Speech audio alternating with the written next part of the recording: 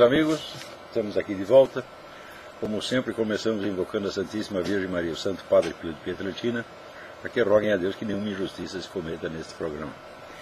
Eu queria, antes de tudo, lembrar a vocês que de 1 a 6 de outubro eu vou proferir aqui em Colonial Heights, Virgínia, o curso Princípios e Métodos da Autoeducação. Inscrições e informações... Peraí. Onde está? Eita. Está aqui.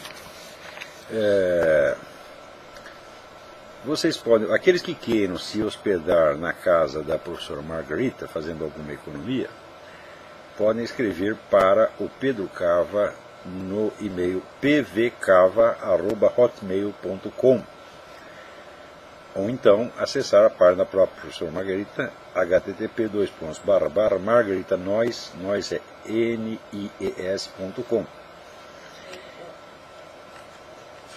Com o quê?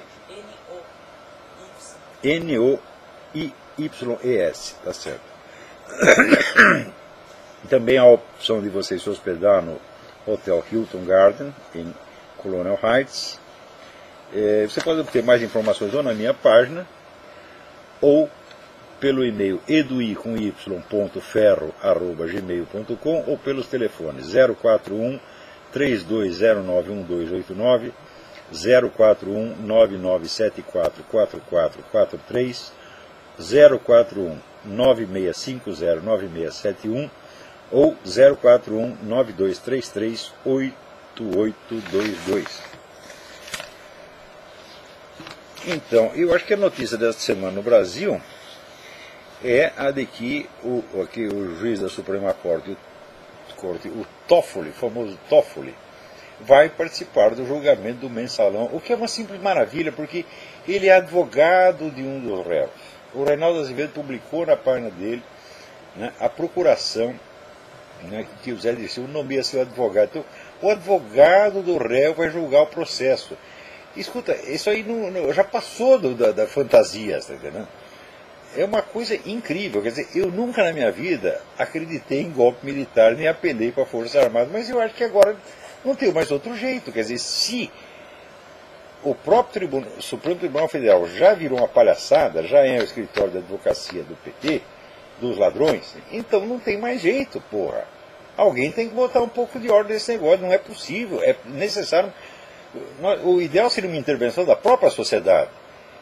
Quer dizer, o pessoal se organizar em massa, ir lá pressionar, como pressionar no tempo do julgamento do Collor. Mas acontece o seguinte, que para o julgamento do Collor havia toda uma rede de organizações bilionárias já programadas para isso, para juntar gente lá e pressionar o Supremo Tribunal Federal, ao ponto de que o então presidente, cujo nome agora não me ocorre, disse: o STF não é imune ao clamor popular. Não é isso? A frase que já é uma vergonha. Quer dizer que ele já entrou lá disposto a dar uma sentença que agradasse ao clamor popular. Mas fez isso uma vez, fez isso para um lado, pode fazer para o outro também. Tá certo? Mas acontece que o pessoal da direita conservadora, que é a turma, né, a esquerda vive se referindo à direita conservadora como se fosse uma força política existente, que não é, não tem organizações, não tem dinheiro, não tem nada. Então, manifestações espontâneas da sociedade, como esperava o ex-presidente Collor, só numa cabeça de ovo como a dele mesmo, tá entendendo? Isso não existe, nunca existiu. Como pode haver uma manifestação popular espontânea num país de um tamanho de um continente? Quer dizer que se ninguém organiza as pessoas, não a conduz para lá, não vai ter movimento popular nenhum. Então, já que a sociedade civil não pode se mobilizar, o pessoal poderia até raciocinar: resta aí as Forças Armadas. Fala: olha, eu não acredito nisso, tá certo? Não acredito de jeito nenhum que as Forças Armadas, a esta altura, sejam capazes de fazer o que quer que seja. São completamente castradas, reduzidas à total impotência, e estão por culpa delas mesmas. Aliás, eu vou ler aqui um artigo que eu acabei de mandar para o Diário do Comércio, que é exatamente a propósito disso. O artigo chama-se A Falsa Memória da Direita. Dizem que o Brasil é um país sem memória, mas isso não é verdade. O Brasil é um país com falsa memória.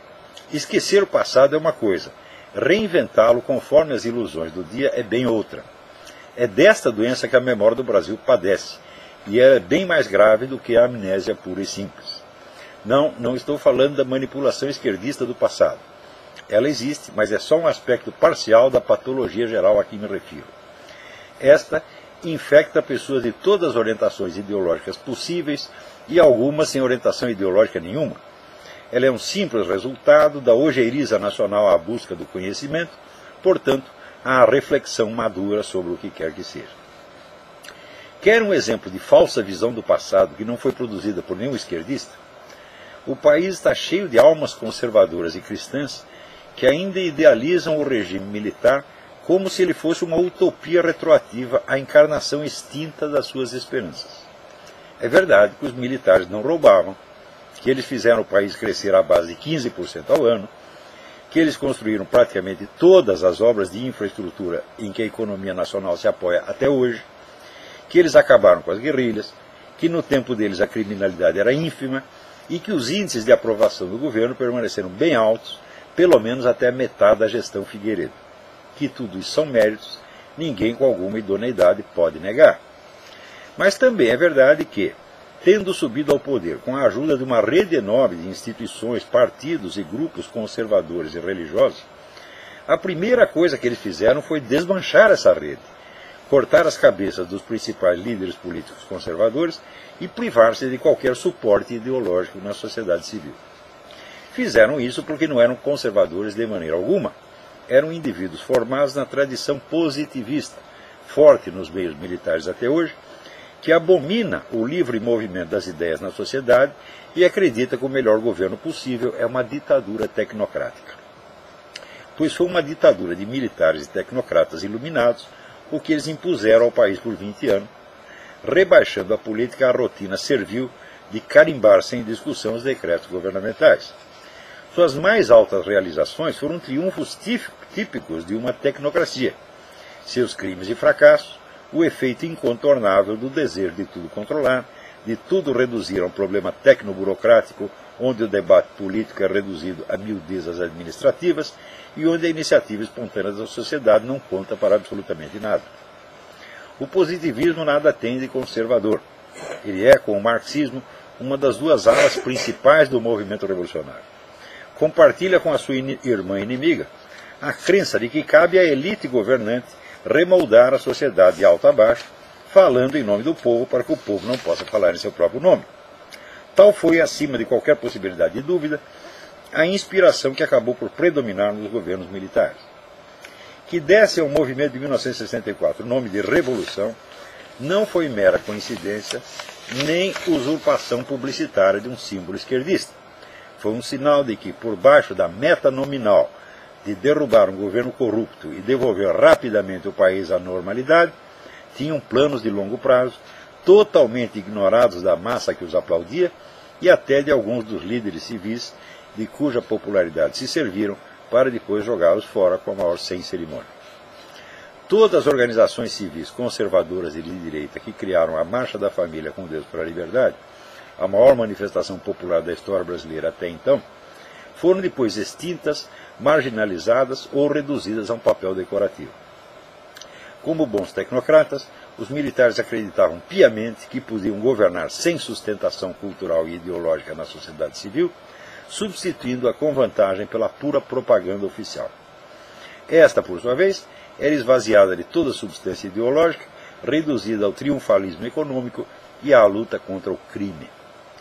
Gramsci, no túmulo, se revirava, mas de satisfação. Que mimo mais delicioso se poderia oferecer aos próceres da Revolução Cultural do que um governo de direita que abdicava de concorrer com eles no campo cujo domínio eles mais ambicionavam? Naqueles anos, e não por coincidência, o monopólio do debate ideológico foi transferido à esquerda, que ao mesmo tempo ia dominando a mídia, as universidades, o movimento editorial e todas as instituições de cultura, sob os olhos complacentes de um governo que por isso se gabava de ser pragmático e superior a ideologias. A esquerda, quando caiu do cavalo em 1964, teve ao menos o mérito de se entregar a um longo processo de autocrítica, até de meia-culpa, de onde emergiu a dupla e concorrente estratégia das guerrilhas e do gramscismo, calculada para usar os guerrilheiros como bois de piranha e abrir o caminho para a esquerda pacífica, na qual o governo militar não viu periculosidade alguma, até que ela, por sua vez, o derrubou do cavalo com o escândalo do Rio Centro e a enxurrada de protestos que se lhe seguiu. Aqueles que na direita, ou no que resta dela, se apegam ao regime militar como um símbolo aglutinador, em vez de examinar criticamente os erros que o levaram ao fracasso, estão produzindo um falso passado. Não o fazem por esperteza, como a esquerda, mas por ingenuidade legítima, com base na qual a única coisa que se pode construir é um futuro ilusório. Tem que fique avisado. Desde que acabou o regime militar, eu estou esperando o dia em que esse pessoal conservador, direitista, militar, etc., vai sentar e dizer, peraí, vamos analisar os nossos erros. Então, por que nós fracassamos ao ponto de, depois de nós, a esquerda tomar o poder e controlar o país muito mais do que nós controlamos? Até hoje não tiveram sequer a coragem de reconhecer que fracassaram, meu Deus do céu. Quando você fala que o regime militar fracassou, eles, olha o aeroporto não sei da onde, olha o aeroporto não sei do que, olha a estrada, não sei o que, olha os índices econômicos. Eles falam, não estão falando disso, meu filho. Eu estou falando que vocês fizeram uma revolução para tirar os comunistas do poder e depois entregaram o poder aos comunistas. Então, foi um fracasso, evidentemente. Embora, do ponto de vista econômico, fosse um sucesso, sem sombra de dúvida. Na verdade, quando houve o movimento 64, ninguém estava pedindo para vocês restaurar a economia.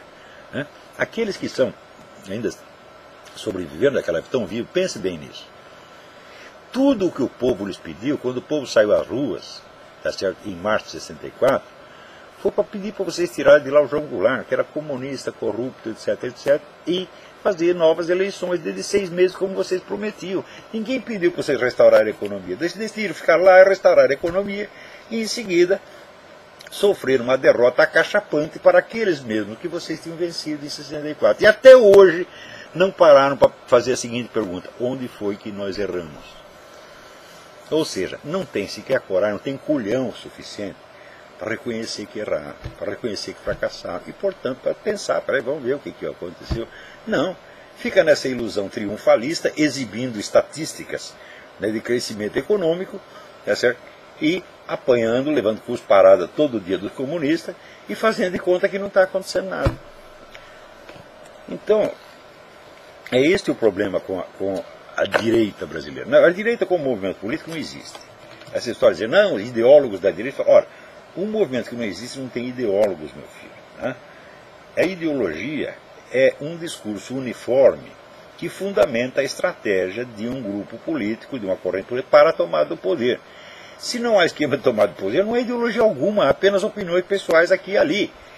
Então o próprio uso do termo ideólogo, como esses filhos da puta usam toda hora, já é totalmente capcioso. Eu não sou ideólogo de merda nenhuma. Né? Quando a gente faz essas observações sobre a direita, eu não estou... Né? Até esse Gustavo Moreira, que é um bosta, né? Ele diz, ele vive querendo ser o teórico da direita. Fala, eu? Não, eu estou dando apenas a minha opinião. Eu nunca fui teórico de partido nenhum e jamais serei. Né? Então, a direita conservadora é uma pura invenção da esquerda, porque ela acabou com toda a direita, e daí fica mal reconhecer o seguinte: agora nós controlamos tudo, tá certo? Então, se nós controlamos tudo, temos poder total, nós somos os culpados de tudo que aconteceu, não temos mais em quem lançar a culpa. Né? Não temos nem o tal do bloqueio econômico, entre aspas, como Cuba, para dizer, tudo culpa do bloqueio econômico. Né? Então, tem que inventar uma direita conservadora e fazer de conta que ela existe. Agora, que existem pessoas conservadoras, existem, tá certo? E dessas pessoas, como eu falo, muitas são nostálgicas do regime militar, sem entender que ele não foi o contrário da situação que nós estamos vivendo, ele foi a causa da situação que nós estamos vivendo. E enquanto não pararmos para examinar isto, não vai haver sequer a possibilidade teórica de uma direita ideológica política no Brasil. Isso é besteira, é sonho. Né? Então está esse negócio, não intervenção das Forças Armadas, não, isso é pura, vamos dizer, é uma hipótese absolutamente irrealizável. Então essa também me chega outra coisa, você vê a mudança social no Brasil é muito profunda. Né? Eu, esses dias, estive lendo o livro do Dr. Robert Epstein, que é um psiquiatra americano que estuda o problema da adolescência prolongada. Né? E que virou uma peste, porque hoje as pessoas que são adolescentes até os 40 anos de idade, vivem na casa da mamãe, tá certo? E ao mesmo tempo têm poderes de adulto, podem agir como adultos na sociedade, mas não têm responsabilidade social, não têm responsabilidade penal, sentem que não têm, né? Então isso virou evidentemente um flagelo, e é esta gente que está mudando a cultura americana, mudando a mentalidade americana. São adolescentes prolongados. Eles são pessoas evidentemente doentes, desajustadas. Só que estão virando a maioria. E uma das coisas que o Dr. Robert Epstein disse, uma das causas disso é ter proibido as crianças de trabalhar. Ou seja, você obriga o cara a ficar infantil até os 20, 25, tá certo? Ao passo que o trabalho infantil, eu sou testemunha disso. Eu comecei a trabalhar com 14 anos, não me fez mal algum, eu aprendi muito mais no trabalho do que na escola, tá certo? E essa coisa de proteção ao trabalho infantil, você pega um termo, tá, e unifica sob esse termo fenômenos completamente diferentes. Então você pega, por exemplo, aquele pobrezinho que está lá na lavoura sendo escravizado, chicoteado, não ganhando merda nenhuma, chama isso de trabalho infantil. E depois você pega um cara como eu, que foi trabalhar porque queria, e chama também de trabalho infantil. Você está entendendo? E diz, condena tudo isso uniformemente. Então, é aquilo que Aristóteles chamava síntese confusa. Aí você pega, um sujeito aponta a lua pela janela, você pensa que lua é o braço, o dedo, a janela, a nuvem, e depois lá no fundo a lua. Chama tudo isso de lua. Né? Então, essa é a síntese confusa. Então, com esse negócio de horror ao trabalho infantil e esta falso humanitarismo de proteger as criancinhas, em Curitiba o Ministério Público está querendo proibir que criança participe do coral do HSBC, onde todos os anos, no Natal, eles encantam a população de Curitiba e de outras cidades, porque a coisa é transmitida por televisão, com os seus cânticos de Natal absolutamente maravilhosos, que já é uma tradição da cidade. Então, sob o pretexto de proibir as criancinhas, falar ao Ministério Público, não, agora não pode, né? A criança só pode marmanjo. Vai acabar o coral, pô. Acabar a tradição. Agora, cantar no coral está fazendo algum mal para eles? As crianças ficam cansadas. É verdade, né? Tem até um famoso romance que o italiano chama Lavorare stanca, trabalhar cansa, quem é que não sabe, né? Então, até o pessoal brincava em francês macarrônico, qu'est-ce que tu penses, que trabalhar não cansa, né? Então, é claro que cansa, mas fortalece, faz bem e dá uma renda para eles. Eles recebem um dinheiro para fazer isso. Então, é trabalho infantil, temos que parar. Agora, que as crianças, né, aprendam na escola a fazer suruba, não tem problema. O que não, trabalhar não pode. O certo é dar o cu, meu filho. Ou comer o cu do vizinho, tá certo? Porra! O destino do Brasil está na mão de psicopatas. Esse pessoal é psicopata mesmo, não é brincadeira. E eu tentando explicar isso para o pessoal cristão, conservador, eu falo, o problema, eles ficam discutindo homossexualismo. Eu falo, o problema não é homossexualismo, meu Deus do céu, o problema é psicopatia. Lê o livro do Andrew Lobachevsky, Political Porneurology. Esse livro tem que ser traduzido e publicado no Brasil o quanto antes. Porque é a descrição do que está se passando. Né? E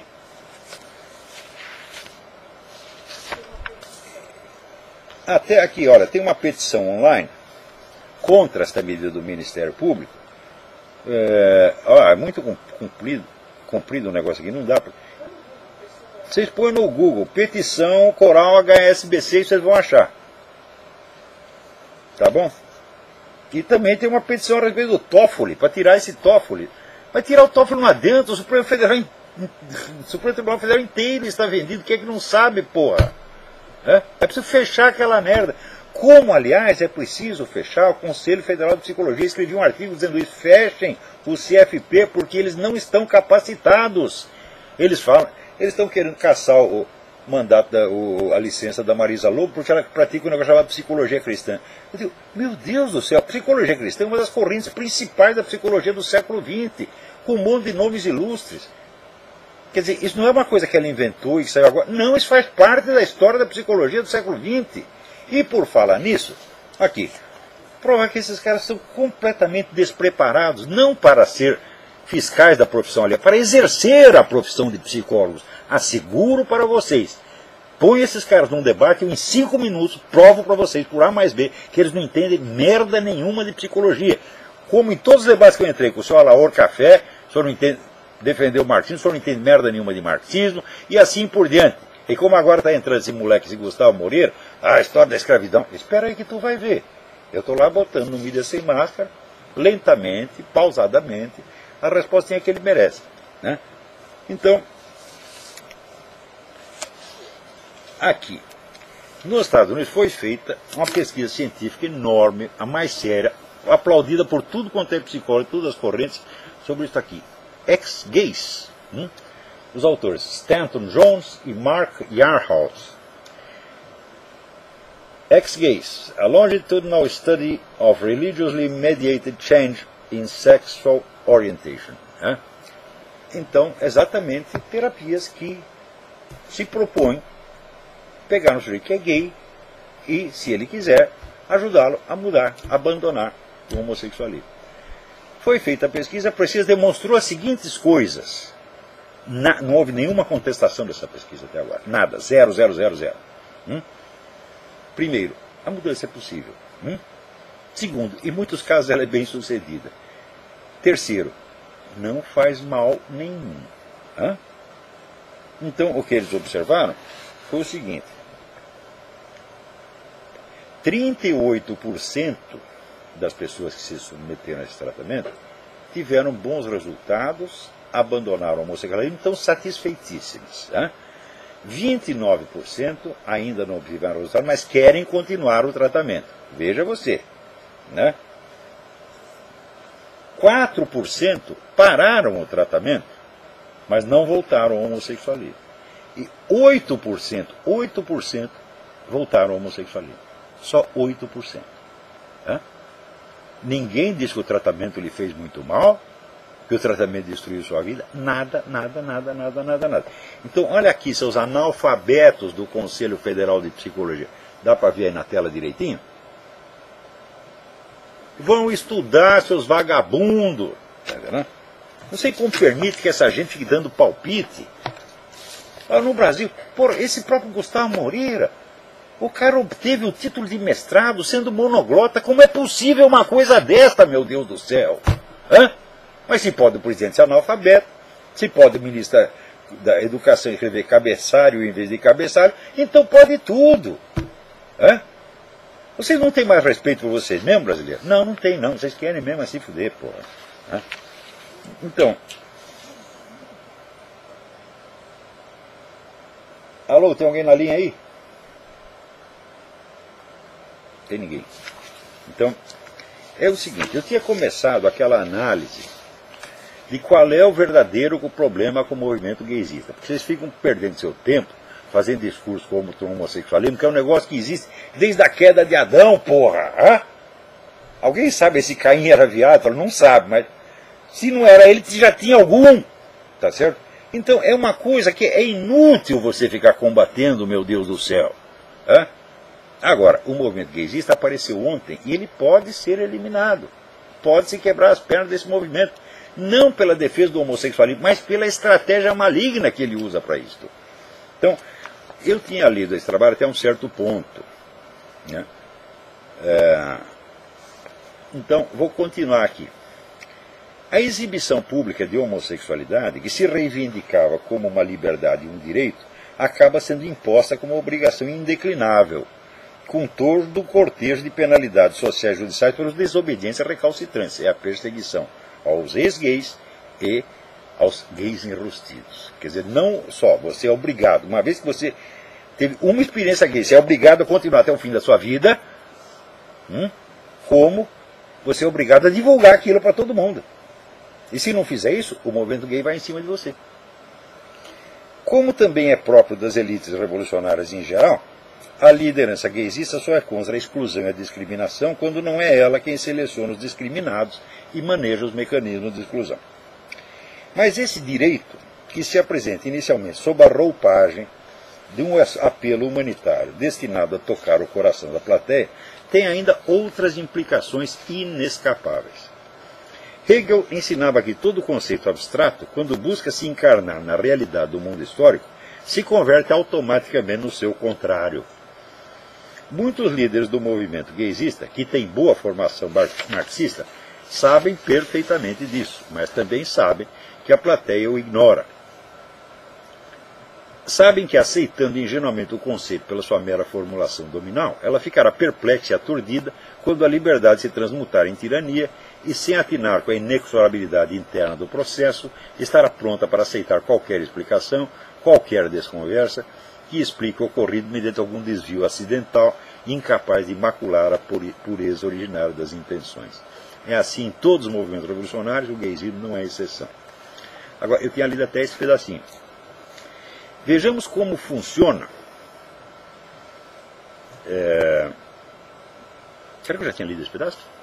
Vejamos como funciona na dialética do mundo real o direito à ostentação pública da identidade homossexual, que é um dos itens fundamentais do programa gaysista.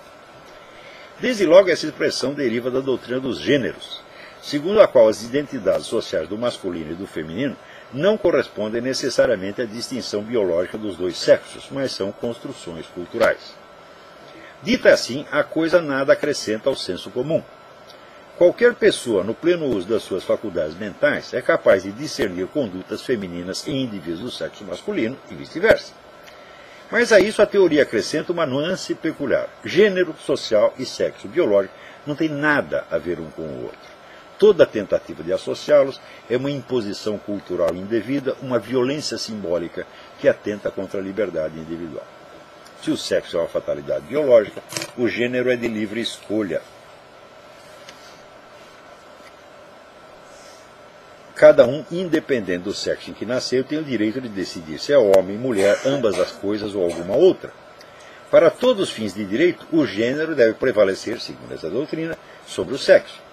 Se um sujeito decide que é mulher, tem o direito inalienável de ser aceito e tratado como tal, independente mesmo de submeter-se ou não à cirurgia de mudança de sexo.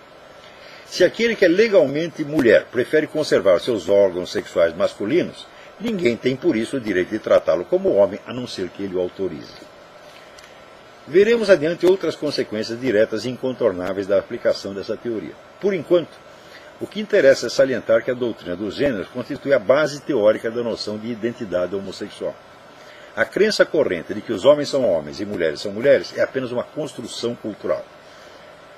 A identidade heterossexual. Em face dela, é legítimo erguer como alternativa outra construção cultural, a identidade gay ou identidade homossexual. Ninguém sabe se as inclinações homossexuais são uma herança genética, o resultado de influências culturais recebidas ou a simples manifestação de uma livre escolha. A liderança gay está consciente disso, mas já faz tempo que a Bíblia do movimento gaysista After the Ball, de Marshall Kirk e Hunter Madsen, 1989, determinou que esse detalhe não tem a menor importância. Para todos os efeitos, a propaganda gaysista deve proclamar que o homossexualismo é uma fatalidade genética imutável, quer o seja, quer não. A imposição da narrativa predomina sobre a realidade. Esse mandamento está na raiz do combate aos ex-gays e enrustidos, bem como no da transfiguração já mencionado do direito e obrigação eterna. Mas ela fundamenta, sobretudo, a noção mesma de identidade homossexual. Em que consiste, substantivamente, o direito de expressar em público essa identidade? Já que se trata declaradamente do confronto entre duas construções sociais ou identidades, não se pode compreender uma sem a outra. Como se expressam, como se manifestam em público, como se tornam socialmente visíveis essas duas identidades, homo e hétero. A identidade hétero, como coincide com a forma anatômica de seus portadores, expressa-se por signos convencionais e uniformes, vestuário, distribuição de tarefas, regras de etiqueta, etc. Todos esses signos põem de manifesto exclusivamente a diferenciação anatômica dos dois sexos. Não vinculam nenhuma referência direta ao desejo sexual. Ao contrário, em praticamente todas as culturas conhecidas, a expressão direta do desejo é socialmente reprovada, ou só é aceita quando é encoberta sob densas camadas de camuflagem convencional, ritual ou romântica. De modo geral, não só o desejo sexual, mas toda referência a funções fisiológicas é evitada ou contornada. Existe uma infinidade de trabalhos de antropologia sobre isso. De como encobrir as funções fisiológicas sob uma camada de símbolos, de rituais, de convenções, etc., é essencial para o desenvolvimento da civilização. Os homossexuais não diferem dos héteros por nenhum traço anatômico, nada os diferencia, exceto o tipo especial de desejo erótico que os move. O homossexual pode, por isso, passar despercebido e continuar ostentando a identidade correspondente ao sexo em que nasceu, a qual será aceita sem alterações, mesmo por quem saiba das suas preferências eróticas privadas. O homossexual masculino continua homem, a lésbica continua mulher. Dito de outro modo, ocupam os lugares que a anatomia lhes destinou no quadro da identidade heterossexual. A partir do momento, porém, em que o homossexualismo já não se entende somente como uma conduta, mas passa a ser uma identidade, a carapaça da identidade hétero tem de ser rompida e a homossexualidade tem de se manifestar como diferença visível. Bem, não há como fazer isso senão expressando publicamente o desejo sexual. Entende a diferença? Ou seja, de imediato, os homossexuais passam a desfrutar de um direito assegurado pelo Estado que nenhum heterossexual jamais teve, que é o direito de ficar expressando, direto ou indiretamente, o seu desejo sexual em público o tempo todo. Mais ainda, não há nenhum modo de restringir esse direito a certos lugares e ambientes em especial, porque a identidade gay é permanente e ninguém poderá ser obrigado a despir-se dela em igrejas, associações religiosas, lojas maçônicas, escolas, quartéis, repartições públicas, empresas ou em parte alguma. Ou seja, o direito de expressar publicamente a identidade homossexual é o direito de expressar desejo sexual em qualquer lugar, a qualquer momento, seja igreja, sinagoga, quartel, loja maçônica, o diabo. É um direito que nunca ninguém teve. Esteja onde estiver, o homossexual estará autorizado a expressar sua identidade, mostrando-se sexualmente excitado, atual ou virtualmente, perante quem quer que lhe pareça atraente. Não há outra maneira de mostrar que é homossexual. Como é que você vai saber se o sujeito é homossexual? Está escondido. Ele diz, mas eu não quero ficar enrustido, quero exibir, quero mostrar a minha identidade. E a única, como não tem identidade anatômica diferente, só tem um jeito de mostrar, mostrando a diferença de desejo. Por mais discreto que tente ser, a erotização da sua conduta será um traço permanente da sua presença, porque é ela e nada mais que o distingue como homossexual e é ela que expressa visivelmente a sua identidade gay. Vocês entenderam as consequências disto? Uma das duas, uma. Ou tem uma classe especial, ou seja, só estes são autorizados a expressar desejo em público e os outros não, tem que continuar discreto. Ou então, vai ter que democratizar a expressão do desejo. Então isso significa que todas as regras de pudor que vigoram em igrejas, hospitais, escolas, serão todas derrubadas. Vocês nunca tinham pensado nisso, né? Pois é, mas os estrategistas gays tinham pensado já 40 anos atrás. E é isso que querem. E porque isso dará a esta comunidade um poder extraordinário. E eles se tornam os controladores da moral da sociedade inteira, automaticamente. Nessas condições, será impossível fugir ao seguinte dilema. O direito à exibição pública do desejo será reservado exclusivamente aos homossexuais ou será estendido a toda a sociedade? Sim, porque nas condições usuais da convivência humana, pessoas heterossexuais não têm atualmente direito nenhum a esse tipo de exibição, exceto em ambientes especificamente designados para isso, como bares, boates, festas, bailes de carnaval, etc. O heterossexual que não seja capaz de resfriar a expressão visível do desejo no trabalho, ou numa igreja, ou numa casa de família, será no mínimo exposto à reprovação social ostensiva. Mas poderá até mesmo sofrer demissão do emprego ou penalidades legais. Mas o homossexual não, porque é o direito de expressar a sua identidade gay. Vocês perceberam que de repente um grupinho desse tamanho se torna o dominador absoluto de toda a moral, o controlador de toda a moral social? O direito à conduta pública erotizada será monopólio dos homossexuais, condenando o restante da população a vê-los fazer o que ela não pode fazer, ou ao contrário, será estendida a toda a sociedade humana, independentemente de sexo, identidade de gênero, profissão, idade, posição social, responsabilidades empregatícias, lugar de residência e atividade, etc, etc. As duas alternativas são ruins para a sociedade e boas para o grupo militante. No primeiro caso, a convivência de gays e héteros vai inevitavelmente degenerar em conflito constante, acirrando as contradições, como o dizem e o desejam ardentemente os estrategistas revolucionários, além de fornecer aos gaysistas novos e agora mais verossímeis pretextos para queixar-se de perseguição homofóbica. Isso vai necessariamente criar a rejeição e espalhar a homofobia. E daí, o que eles vão fazer? Vão pedir novas leis, nova proteção, mais poder policial e assim por diante. Tudo isso, gente, está calculado há 50 anos. E vocês caem na esparrela de ficar discutindo o homossexualismo, caem que nem os patinhos, é que nem o touro, que você chacoalha um pano vermelho e sai atrás do pano. Porra, pensa um pouco. Novos pretextos para queixar pessoas que são homofóbicas e clamar pela prisão dos infratores. Imagina o poder que isso vai dar a essa gente. No segundo caso, a erotização geral da conduta pública diluirá rapidamente todo o senso de pudor, de autocontenção, corroendo todas as hierarquias e cadeias de comando em que se assenta a ordem social, a economia e a justiça. A carnavalização da existência cotidiana estará a um passo do estado de revolução permanente. Em ambos os casos, o poder de controle do grupo gaysista sobre a sociedade humana aumenta formidavelmente, na medida em que debilita todas as autoridades concorrentes, seja das famílias, seja dos empresários, seja dos líderes religiosos e assim por diante. Ou seja, o grupo gaysista, e naturalmente os seus aliados, se torna realmente a força dominante, apta a controlar a conduta de todo mundo. Um caso que nesse contexto merece especial atenção é dos chamados transgêneros. À primeira vista, podem parecer uma exceção ao que ele estava dizendo. Afinal, um travesti ou transexual não mostra sua identidade de gênero pela simples presença física e modo de vestir, sem necessidade de ostentar desejo? Nada disso. Quando uma mulher se veste de mulher, ela está apenas se recobrindo das aparências que correspondem à sua forma anatômica inata. Qualquer sinal a mais que enfatize os seus desejos sensuais será considerado inadequado ou ofensivo no local de trabalho ou no ambiente familiar, quanto mais numa igreja ou numa solenidade oficial. O transgênero, quando se veste de mulher, não está revelando, mas bem ao contrário, encobrindo a sua forma anatômica sob uma camuflagem que não indica outra coisa senão o tipo de desejo, ou se quiserem, de fantasia sexual que o inspira. Ou seja, esse estará exibindo desejo sexual 24 horas por dia.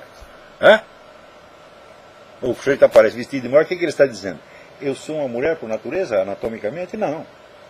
Ele está dizendo, eu me sinto mulher, eu gosto de ser mulher.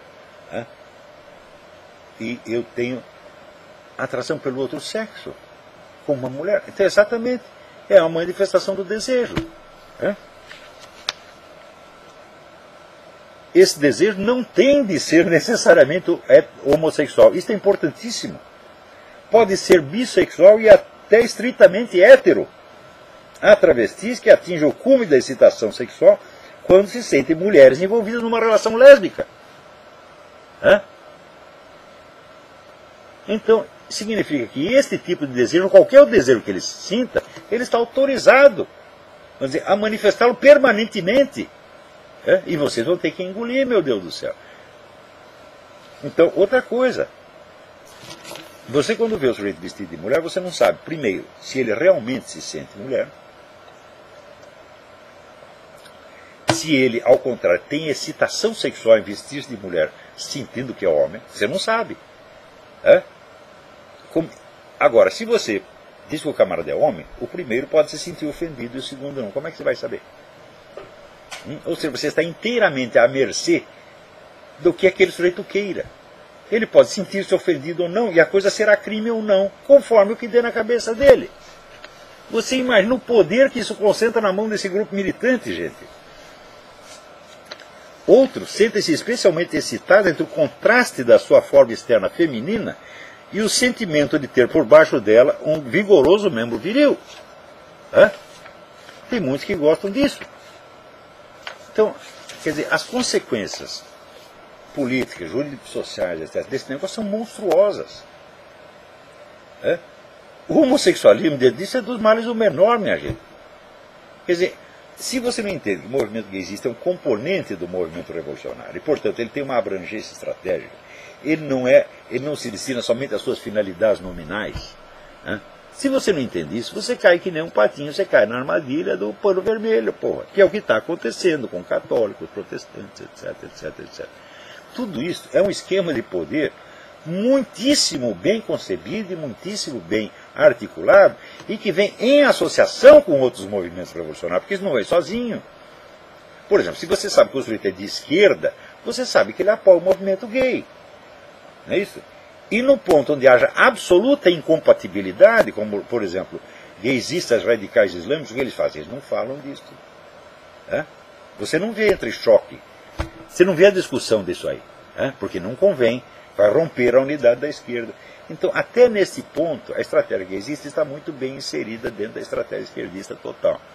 Agora, se você não quer entender a estratégia gaysista, você quer simplesmente protestar a ismo contra coisas que o desagradam, então vocês são crianças, meu Deus do céu. E lugar de criança certamente não é na política, né? Então estão lá. Espera aí, tem alguém aí? Alô, professor? Sim, quem é? Fernando do Rio de Janeiro. É um prazer falar com o senhor, tudo bem? Prazer é meu, tudo bem? Professor, quero fazer uma pequena observação. O senhor acompanhou o senhor há algum tempo, procuro estudar os seus trabalhos, seu trabalho.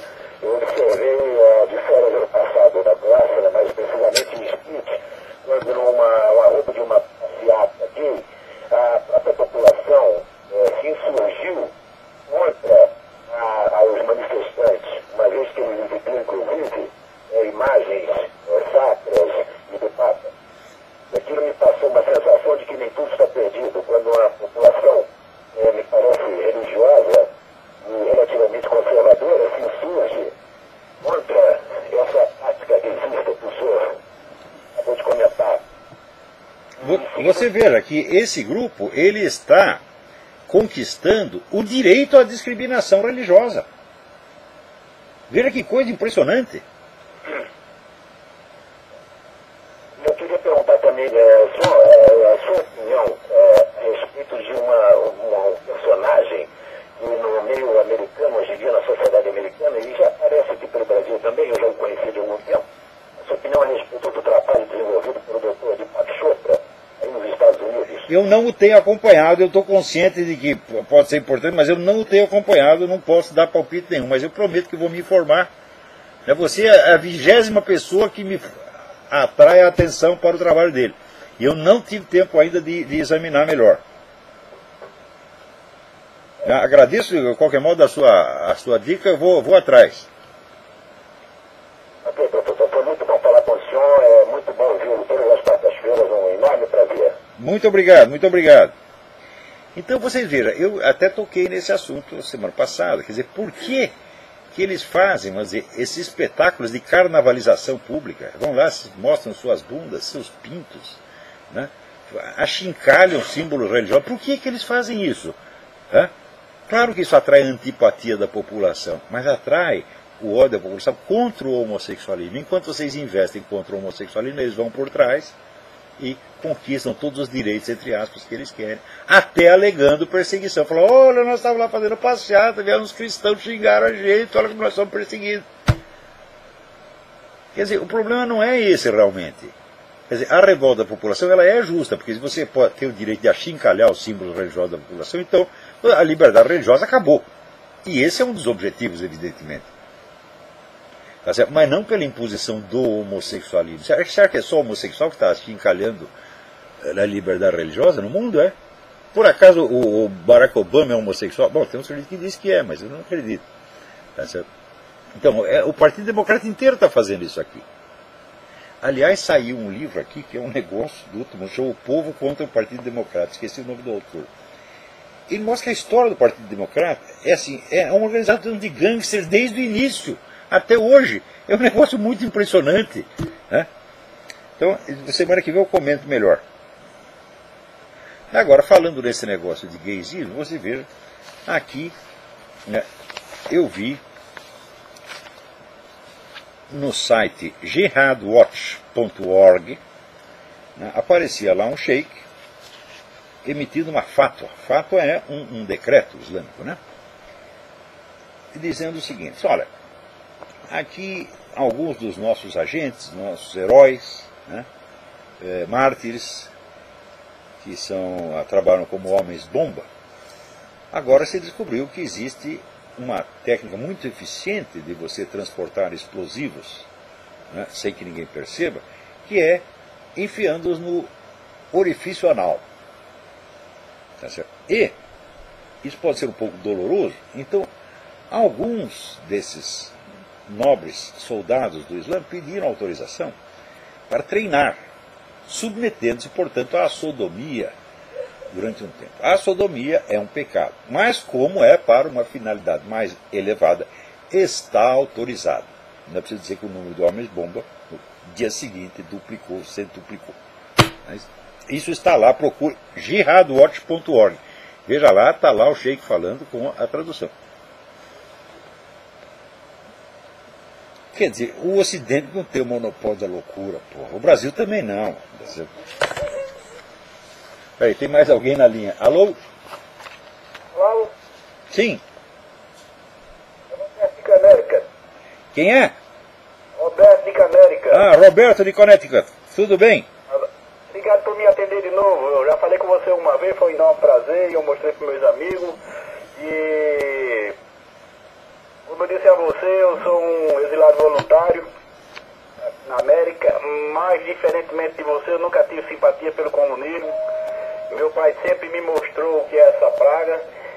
E eu puxei todos os vídeos seus, desde o começo, se eu não me engano, foi em 2006, dezembro de 2006. Eu nem lembro mais.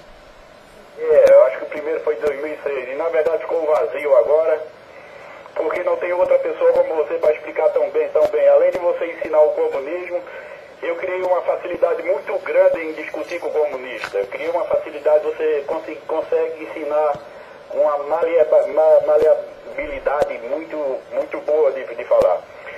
Continua com o seu trabalho, eu só queria te agradecer e fazer um convite. Se você vier para a Canérica, eu teria enorme prazer, eu, minha esposa e minha família, de tomar um café com você e fumar um cigarrinho. Manda o seu telefone por e-mail, que se eu for para aí eu te telefono.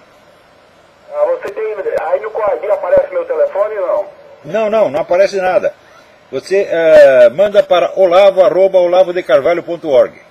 É melhor, só vou receber trote. É isso, tá bom. Se vier por lá de cá, por favor, adoro sem dúvidas. Eu, minha família e meus amigos. Sem dúvida, será um prazer. Obrigado eu. Por falar em obrigado, eu quero aqui agradecer publicamente a duas pessoas. O Rodrigo Constantino, que assumiu a minha defesa no caso lá do deputado Jean Willis, se bem que a defesa depois se mostrou necessária, porque a mensagem era falsa, mas valeu a intenção.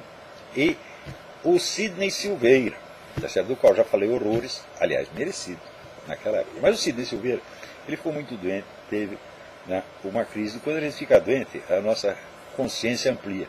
Ele começou a rever muitas coisas e decidiu ler, né, o meu livro sobre Maquiavel, sem preconceito. Gostou muito do livro, fez lá muitos elogios ao livro. Então, agradeço muitíssimo ao Sidney Silveira, que Deus te abençoe, que Deus te proteja. Aliás, o Sidney Silveira, ele está muito doente, tá certo? E continua lá fazendo o seu trabalho, né? Agora, já num patamar de consciência mais elevado que antes, quer dizer, é um mérito. O sujeito teve um problema e ele usou o problema como um instrumento para aprofundar a consciência, né?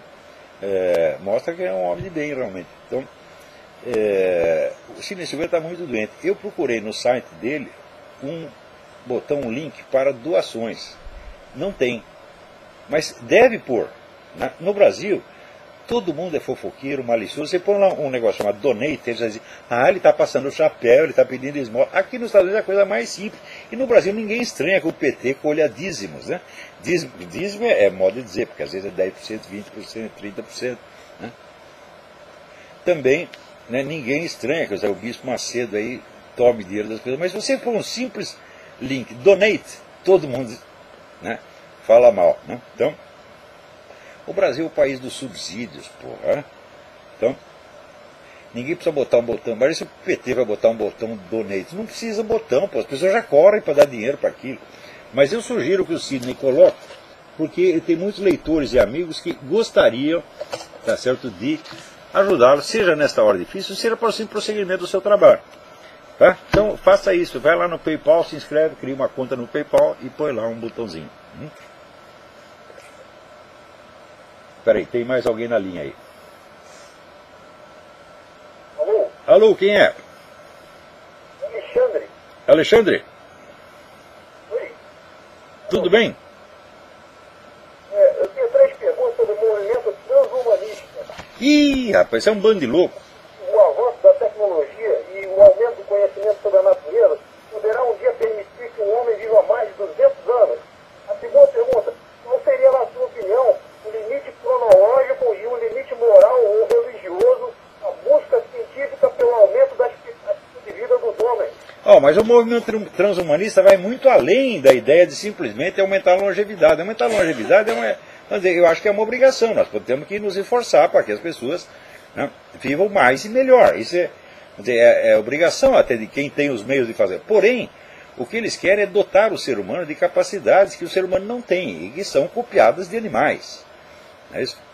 Então, o símbolo do movimento é aquele filme Os Lobos Não Choram, em que um zoólogo vai para o Alasca estudar os lobos e, no fim, né, ele vira um lobo. Quando os lobos saem correndo atrás das renas, ele fica pelado e sai correndo atraído pelo cheiro das renas. Ele obteve um acréscimo da sua capacidade olfativa, tá certo? E está louco para matar uma rena a dentadas, quer dizer, ele se lupiniza, né?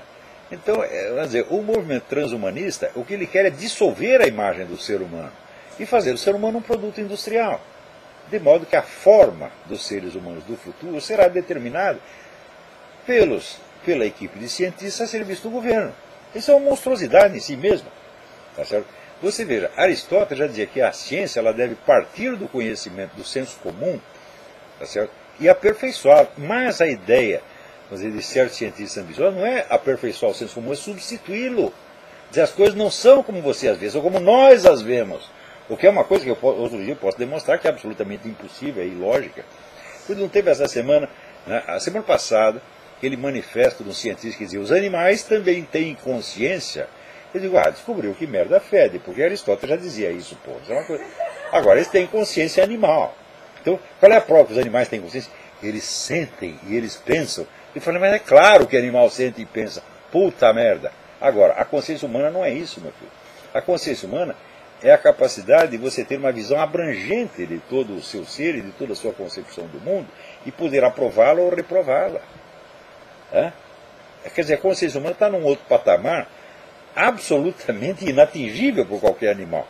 Mas eles querem equalizar. Quer dizer, o sujeito sente que ele é igual a um jumento, uma galinha, né, um leão, uma ameba, tá certo? E eu já comentei aqui, esses caras que acham, né, os direitos dos animais. Então, eles falam dos direitos dos animais, mas quando eles falam assim, é galinha, é pato, é leão, né, eles não falam do direito das amebas, dos direitos das baratas, dos direitos dos vírus. Por quê? Isso é uma odiosa discriminação, porra! Se todas as formas de vida animal têm lá seus direitos, os vírus e bactérias também têm que ter. Porque só porque elas não fazem mal, isso aí é homocentrismo, né? Então, eu estou coletando aqui, eu vou escrever um negócio sobre isso. Quer dizer, esse culto dos animais é uma coisa absolutamente monstruosa. Tem aqui um filho da puta aqui, assim, ele pega uma pessoa que foi vítima de um ataque animal, que foi mastigada por um leão da montanha, ou por um lobo, ou por um urso, né?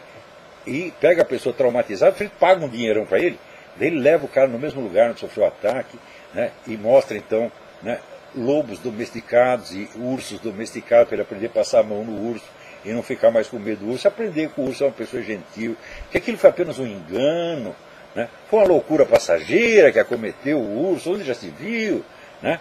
Você vai ficar com preconceito contra os ursos só porque um urso arrancou a sua perna ou comeu a sua mãezinha, né? Hoje mesmo eu estava vendo um documentário, o pessoal lá na África, na Tanzânia, uns pobres coitados que moram numas cabanas de palha, que o leão vem e derruba aquilo com um peido e come todo mundo lá dentro. Pessoas absolutamente desamparadas que o leão come assim, um atrás dos outros, né?